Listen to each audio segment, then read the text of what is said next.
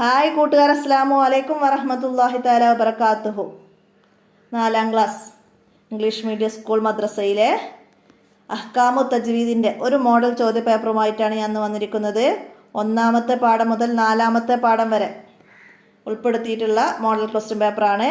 അപ്പോൾ നമുക്ക് ചോദ്യത്തിലേക്ക് കടക്കാം. ബിസ്മില്ലാഹിർ റഹ്മാനിർ റഹീം. ആദ്യം കോളത്തിൽ ശരി അടയാളപ്പെടുത്താനാണ്. 1ാമത്തെ ചോദ്യം എന്താ? സാക്കിനായ മീമിൻ്റെ വിധി. സാക്കിനായ മീമിൻ്റെ വിധി എത്രയാണ്? 5, 6, 3 ഓപ്ഷൻ തന്നിട്ടുണ്ട്. സാക്കിനായ മീമിൻ്റെ വിധി 3 ആണ്. ഏതൊക്കെയാണ്? ഇദ്ആമ്, ഇൽഹാറ്, ഇഖ്ഫാ.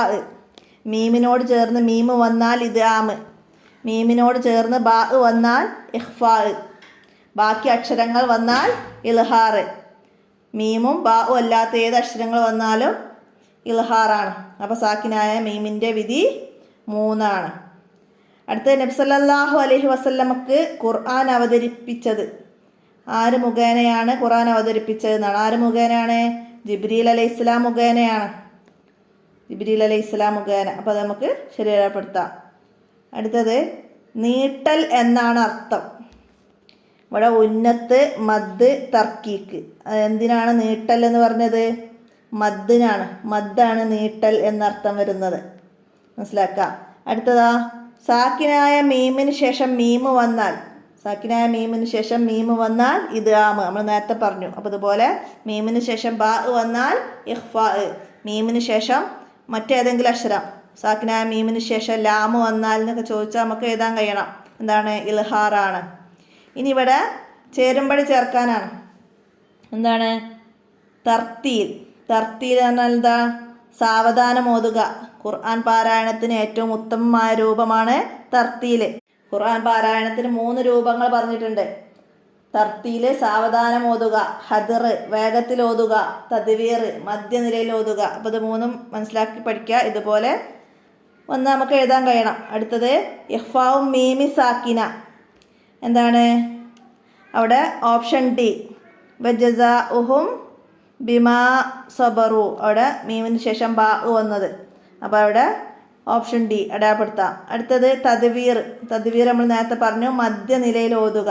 ഓപ്ഷൻ എ അത് ഇടാം. അടുത്തത് ഇദ്ആമുൻ നൂനി സാക്കിന.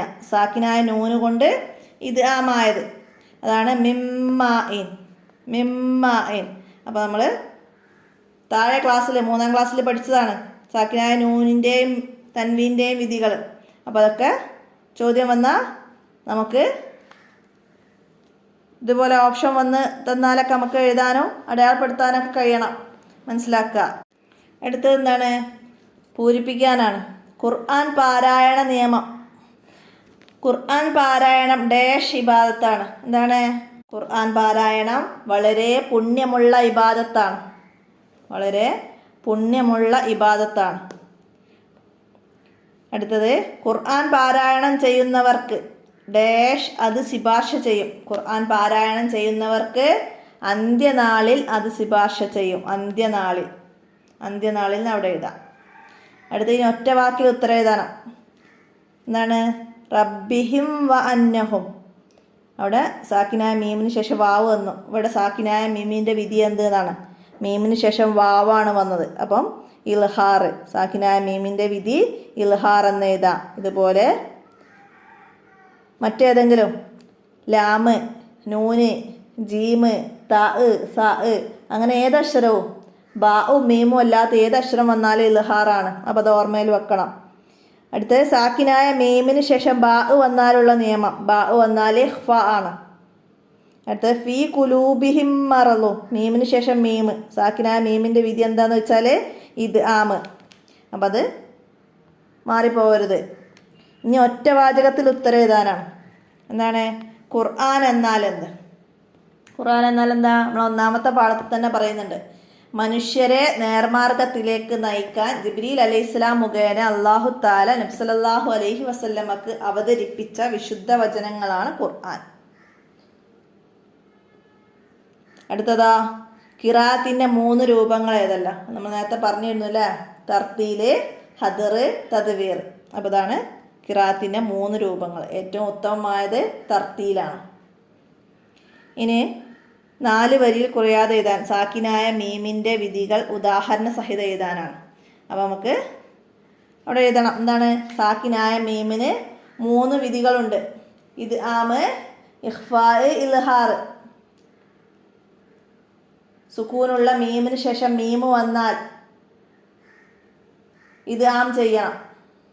സുക്കൂനുള്ള മീമിന് ശേഷം മീമ് വന്നാൽ ഇത് ആം ചെയ്യണം. മീമിന് ശേഷം ബാ വന്നാൽ ഇഖ്ഫാ ചെയ്യണം. അപ്പോൾ ഒക്കെ ഉദാഹരണങ്ങൾ എഴുതുക. ഓരോന്നിനും ഓരോ ഉദാഹരണങ്ങൾ മനസ്സിലാക്കി പഠിക്കണം.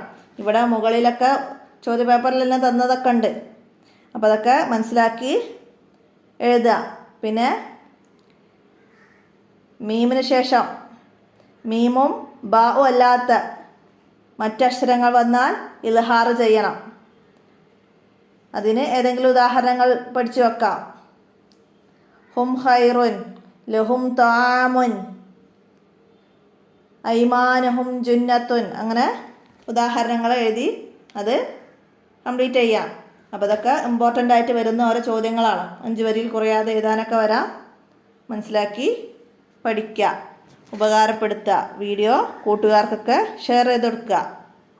അപ്പോൾ ഈ വീഡിയോ ഇവിടെ അവസാനിപ്പിക്കുകയാണ്.